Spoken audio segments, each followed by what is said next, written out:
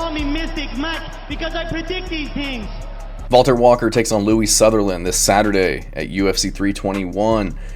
And this is a short notice fight thrown together for these guys. Valter Walker was supposed to fight back on October 11th against Muhammad Usman, who had to pull out of that fight, and Louie Sutherland was supposed to fight Justin Tafa back in September 27th, who also had to pull out of that fight. So both these guys getting matched up short notice against each other. Granted, they've already had their full camps and everything, so going to be an interesting matchup. Big step up in competition for Louie Sutherland, making his UFC debut against Valter Walker, who's got a lot of experience. He's very dangerous. Louie Sutherland 13 fights, Valter Walker only 15 fights, but he's fought the much better guys, in my opinion. Louie Sutherland, big dude, yoked up. You look at his picture on the internet, and then kind of what the UFC has him looking like. Looks like a pretty big difference here, so be curious to see what these drug tests say when it's all said and done. But Louie Sutherland, big dude, strong, powerful, heavy hands, throws decent kicks, feints well, has a decent ground and pound with his elbows.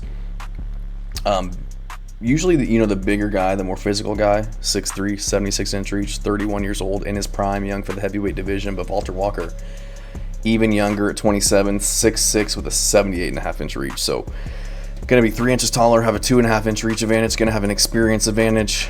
Hands are looking all right. He hurt Nzechukwu in their last fight, but he's definitely looking to get the fight to the ground immediately and to get that signature heel hook against guys.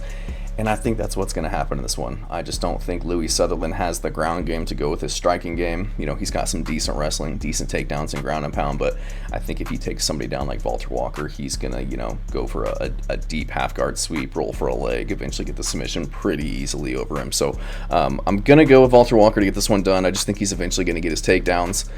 If he can't, he'll roll for leg locks the same way they did it that he did in the Nzechukwu fight.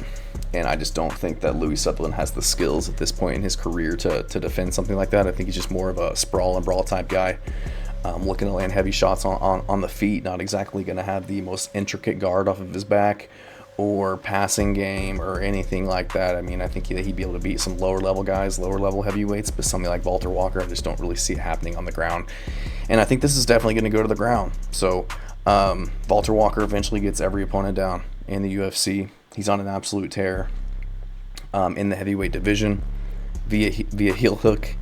And, although Louie Sutherland is, he's powerful on the feet, I just don't think he does anything fantastic. I think he's kind of rudimentary, relies on just the physicality, and, guys are kind of afraid to engage for fear of, the big, fist coming their way from this guy.